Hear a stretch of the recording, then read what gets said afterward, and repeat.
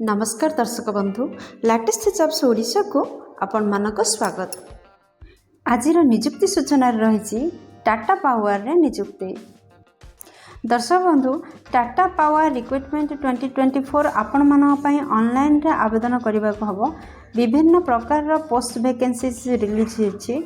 Salary मासिक 24,000 टंका दरमा रे जदि जॉब टी नेबा पई चाहउछंती ताहाले वीडियो टी सह लास्ट पर्यंत जोड़ी हे रहंतु। दर्शक बंधु जदि आप 10th किंबा +2 टीए करछंती एही पदवी पे आवेदन करि परिबे। जदि आपण माने एहा को आवेदन करछंती ताहाले देखंतु आपणकर इलिजिबिलिटी क्राइटेरिया कौन रहबा दरकार, शिक्षागत योग्यता कौन रहबा दरकार, बयस सीमा केते आवश्यक, दरमा केते मिलिबो, सिलेक्शन प्रोसेस किपरि रहिछि, प्लेस ऑफ पोस्टिंग केउठार रहबो, टोटल पोस्ट केते वैकेंसीज रिलीज होइछि, इंपोर्टेंट डेट कौन, इंपोर्टेंट नोट कौन कौन डॉक्यूमेंट आवश्यक हबो जदि आपण माने एहा को ऑनलाइन रे आवेदन करिवे एवं शेष रे देखिबे एहा को किपरि अप्लाई करिवे। दर्शक बंधु मु वर्तमान आपण मानू नहीं आसी Odisha government job portal site को आपण माने जदि एही पेज रे पहुंचबा को चाहउछंती ताहाले आपण देखुबा वीडियो रो तळे थिबा डिस्क्रिप्शन बॉक्स रो फर्स्ट लिंक रे क्लिक करले आपण माने मध्ये एही पेज रे पहुंची परिबे। टाटा पावर रिक्रुटमेंट 2024 रो डिटेल्स रे रहिछि। संगठकंकर नाम होछि Tata power limited. Type of job आपनकर परमानेंट टाइप रो जॉब रहबो। जॉब कैटेगरी रे एहा एक प्राइवेट जॉब बटे। क्यों पोस्ट में आपण मानकर वैकेंसी सब रिलीज होछि देखंतु विभिन्न प्रकार पोस्ट में वैकेंसी रिलीज होछि। दर्शक बंधु आपनकर एप्लिकेशन मोड ऑनलाइन रे रहउछि। आपण मान जदि एहा को अप्लाई करबा को चाहछथि ताहाले निज निज मोबाइल रो किबा कंप्यूटर रो किबा कोनस कॉम्पिटिटिव पॉइंट रो आपण माने एहा को आवेदन करि परिबे। केउ माने एहा को अप्लाई करि परिबे देखंतु आम भारतर समस्त कैंडिडेट एहा को आवेदन करि परिबे। प्लेस ऑफ पोस्टिंग भारतर जे कोन स्थान रे रहबो। लास्ट डेट आपनकर 30 दिन मध्य रे लास्ट डेट शेष हबो। आपण मानकर वर्तमान स्टार्ट होई सालानी आपण मान चाहिले आवेदन करि परिबे। जेंडर रे उभय पुरुष एवं महिला आवेदन करि परिबे। टाटा पावर रिक्रुटमेंट 2024 रो इलिजिबिलिटी क्राइटेरिया रे प्रथमे देखंतो शिक्षागत योग्यता कौन रहबा दरकार। Tata steel power recruitment notification अनुसार दर्शक बंधु आपण माने जदि कौनसी स्वीकृति प्राप्त बोर्ड रु 10th किंबा +2 टीए पास करछंती निहाती भाव रे एही पदवी पय आवेदन करि परिबे।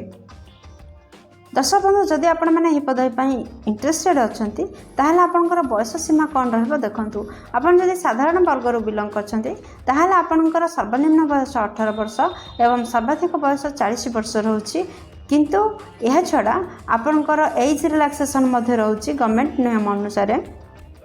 जदि आपण माने ओबीसी स्टूडेंट होइथांती ताहाले आपण पय 3 वर्षर बयस सीमा को कोहल कर दिया जाउछि जहा फल रे आपण माने सर्वाधिक 43 वर्ष पर्यंत फॉर्म अप्लाई करिवे।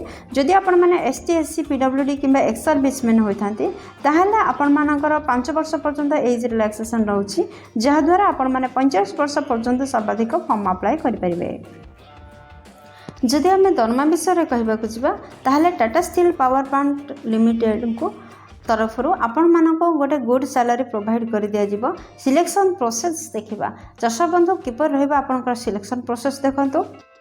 दर्शक बंधु एथिपई आपनको कौनसी एग्जाम देबा पड़िबनी, केवल इंटरव्यू देबे एवं स्किल टेस्ट देबे। तापर आपनकर डॉक्यूमेंट वेरिफिकेशन रहबो। एही परि भाबरे आपनकर प्रोसेस रहिछि। तापर आपण माने सिलेक्शन हो परबे।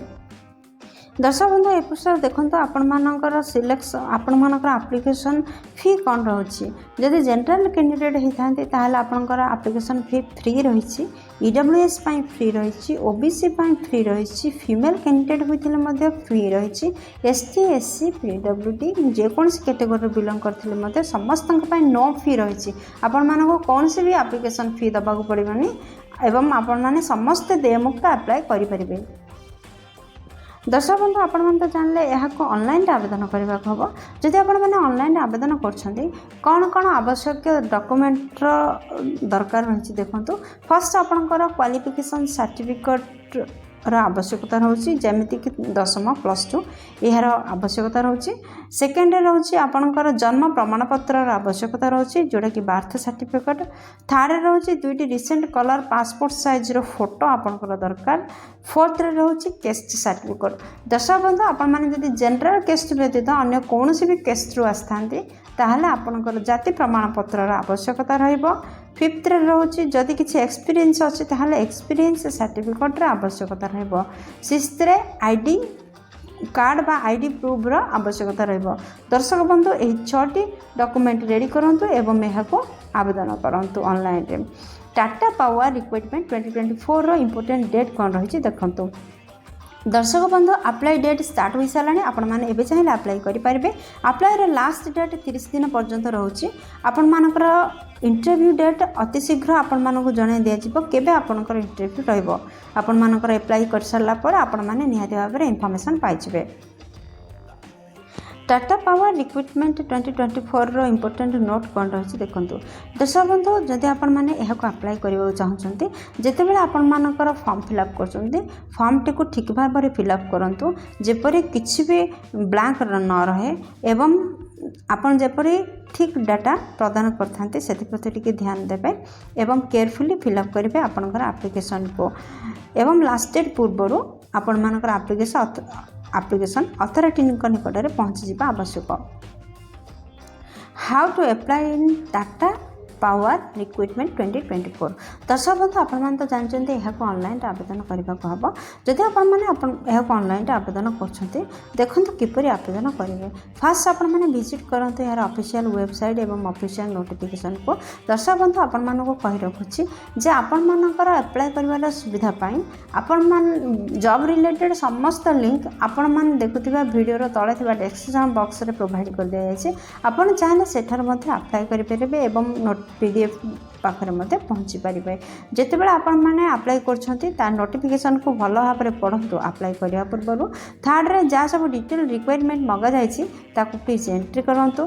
फोर्थ रे जिते रजिस्टरिंग करुँच कौन कौन नोट माने कौन कौन डॉक्यूमेंट सब देइछन्ति तार गोटे नोट करंतु।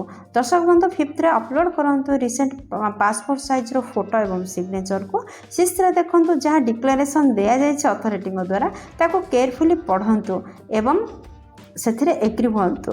7, 8, 9 नंबर को इग्नोर करंतु। दर्शक बंधु ए फी मेटर लिखा जाइए किंतु आपण पाई नो फी रही यार आवश्यकता नहीं। दर्शक बंधु सबमिट बटन रे क्लिक करिया पूर्व आपण मानको रिक्वेस्ट करबी जे आपण जो सब फॉर्मटा फिलअप करछन्ती तार टिके रीचेक कर नियंतु देन सबमिट बटन रे क्लिक करंतु एवं यार गोटे हार्ड कॉपी नै नियंतु ऑफलाइन रे यह काम रे आसीबो। दर्शक बंधु आशा करछि वीडियोटी आपनको मूल्यवान तथ्य जोगाई पार्थिबो। जदि किसी भी वीडियोटी द्वारा आपनकर उपकार होइछि ताहले वीडियोटी को गोटे लाइक कर दियंतु सांगमान सहित यथेष्ट परिमाण में शेयर करंतु। जदि चैनल रे नुआ आछन्ति चैनल को सब्सक्राइब करी बेल बटन रे प्रेस करी ऑल रे सेट करंतु जहा द्वारा प्रतिदिन प्रकाश पाइथबा नुआ नुआ सरकारी नियुक्ति सूचना विषय रे आपण प्रथम नोटिफिकेशन पाई परिबे। दर्शक बंधु वीडियोटी को एपर्यंत देखि आपण मानको अशेष धन्यवाद। पुणी देखा लेटेस्ट जॉब्स ओडिशार नुआ एक फ्रेश अध्याय नुआ एक नियुक्ति सूचना सहित से पर्यंत जय जगन्नाथ।